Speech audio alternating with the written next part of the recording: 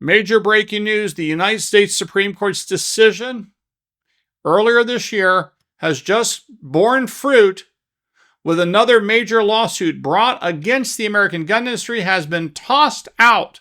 That's right. A federal court in the state of Vermont has just ruled in favor of Century Arms in a case arising from a mass shooting in the state of California. How did all this come about? And why is this exciting news for the perspective of the U.S. Supreme Court has come to save the American gun industry? We'll talk all about it when we come right back. Hey folks, I'm Mark Smith, host of the Four Boxes Down, a proud American gun owner, constitutional attorney, member of the United States Supreme Court Bar, and I'm proud to say the top voice of the Second Amendment in America. Thank you, 2025 Gundies Awards. All right, folks, this is great news.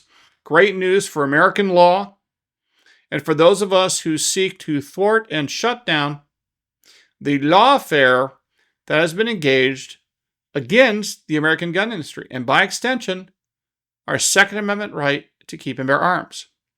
Specifically, just now, a federal district court in the state of Vermont has dismissed a lawsuit brought against Century Arms and has dismissed Century Arms from this case arising from a mass shooting in the state of California many years ago.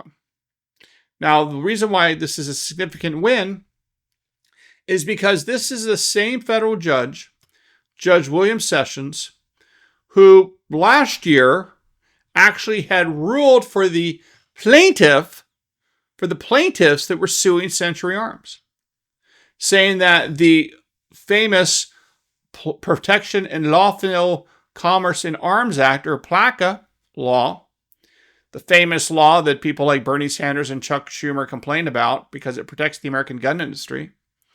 But the reality is all that law does is force federal courts and other courts to follow long-standing common law that says you and I cannot be held liable for the criminal acts of third parties over whom we have no control, right? Be like suing a car company because someone took their car out, drove drunk, and hurt someone. Or suing a baseball bat company because some psycho bought a baseball bat and hit someone over the head with it.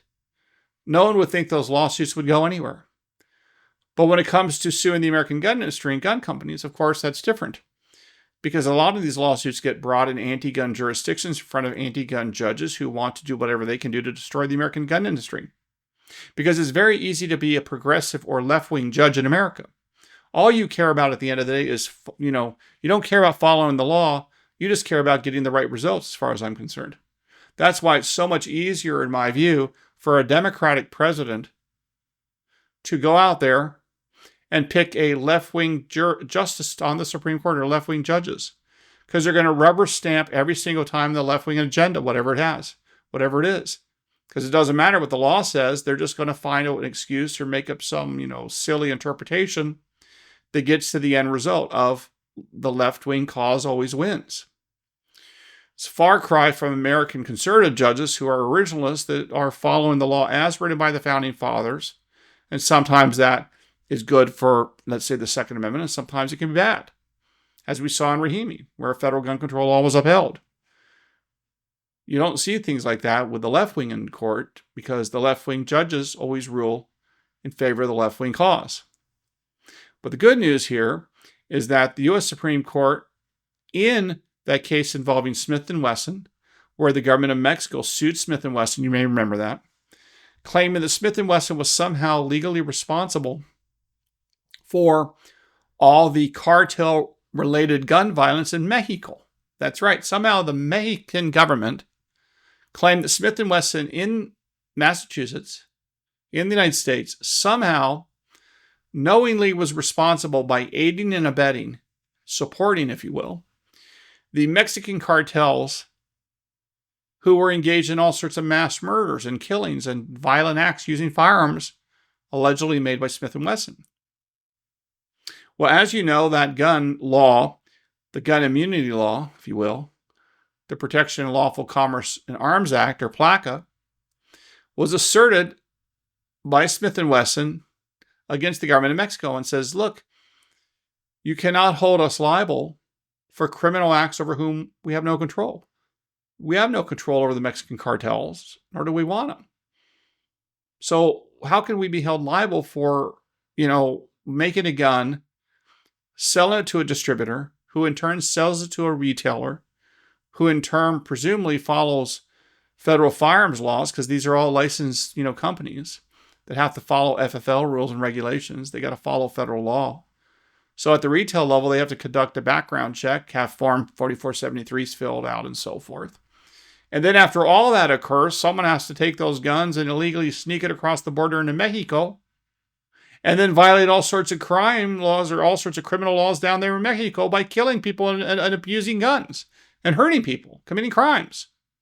And somehow, despite that long chain of causation, the anti-gunners, the government of Mexico, claim that somehow, yes, Smith & Wesson can be held liable for that.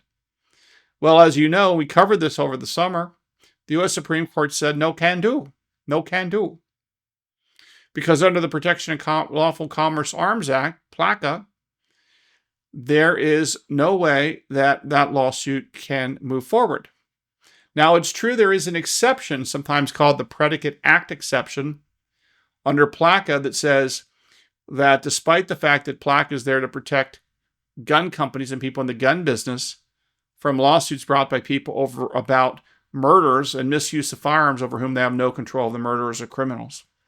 There's an exception to that, and the exception is if the gun company somehow knowingly violates some law, in this case, a federal aiding and abetting law, specifically that somehow the gun company, in this case, allegedly Century Arms, somehow knowingly aided and abetted the people that somehow violated the law down the chain. But that's simply crazy. Why on earth would Century Arms knowingly help some criminal engage in a mass shooting? It's just stupid. Now, of course, before the Supreme Court ruled in that Smith & Wesson case, many judges in anti-gun jurisdictions, and although Vermont is overall statewide good on guns, in fact, it's one of the first, if not the first, permitless carry state in modern America, going back to 1903, permitless carry in Vermont. But with that said, we're dealing with a federal court here. And federal judges get picked by the Vermont federal senators in consultation with the president. And of course, they usually get some left-wingers. Now, the judge here said that the case could go forward because there were sufficient allegations in the complaint brought by the plaintiffs against Century Arms, that Century Arms had knowledge and was engaged in sort of systematic, pervasive efforts to circumvent various laws, and that they knowingly were doing so. And because these laws were violated in various ways, there's an exception to PLACA that applies here. And it was by virtue of this misbehavior, these alleged wrongful acts under the law by Century Arms, this gave rise to the mass shooting with an arm that Century Arms had not made, by the way, but had imported to be the sole distributor of this firearm known as the WASR-10, which was made actually, I believe, in Romania. So though this federal judge initially allowed the lawsuit to go forward, after the decision was made and the motion to dismiss was denied, the U.S. Supreme Court came out with this decision in the government of Mexico case versus Smith & Wesson, in which the U.S. Supreme Court ruled for Smith & Wesson and said, hey, no can do. You can't have aiding and abetting liability just by generically alleging in a complaint that Smith & Wesson somehow knowingly and pervasively engaged in sort of wrongful conduct. And the Supreme Court said that's just not enough. You have to be much more precise and specific in terms of detailed information alleging aiding and abetting liability. The Supreme Court pointed out it's not enough to be like negligent or just engage in nonfeasance, if you will.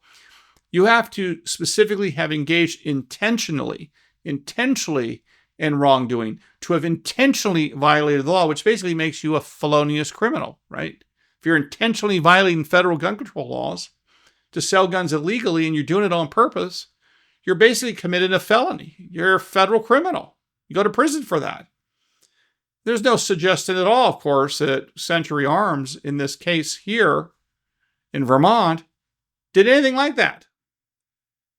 And yes, indeed, because the U.S. Supreme Court in the Smith & Wesson case had said that Smith & Wesson could get off the hook, could not be sued, because there's simply no way on earth that the causal chain between Smith & Wesson making a gun in Massachusetts and that gun going to the distributor, then to a retailer, and then down to Mexico, and then to be used by cartel members to engage in crimes, that causal chain was just too remote. It's crazy talk.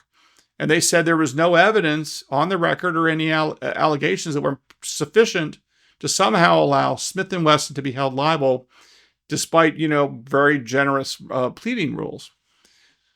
So too what happened here in the Century Arms case in Vermont, the court said, I am going to follow the Supreme Court precedent, which I'm supposed to do, of Smith & Wesson versus Mexico. And I'm going to apply it here to the Century Arms case. And when I do so, it's clear Century Arms has to win. And as a result, the case against Century Arms will be, and now is, dismissed. Because the plaintiffs simply could not establish or allege that Century Arms, by importing these arms from a Romanian gun company, and then presumably selling these arms to a distributor, who in turn sold these arms, or this arm was used in the mass shooting, to selling this arm from the distributor to a retailer in Nevada, right? So you've got like a Florida company with access, with doing business in Vermont, which is Century Arms, selling to a distributor based in Texas, who in turn sells the gun, to a retailer in Nevada, which is then bought by a Nevada resident legally, and then driven to California by the purchaser of the gun, who bought it legally, who then engages in a mass shooting.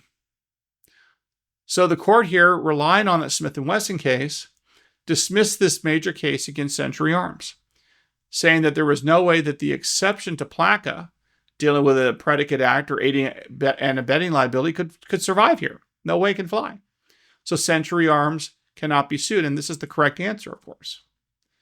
So the lesson here is that when the U.S. Supreme Court speaks, it creates a powerful precedent. And we want the Supreme Court not just to rule in favor of our side, if you will.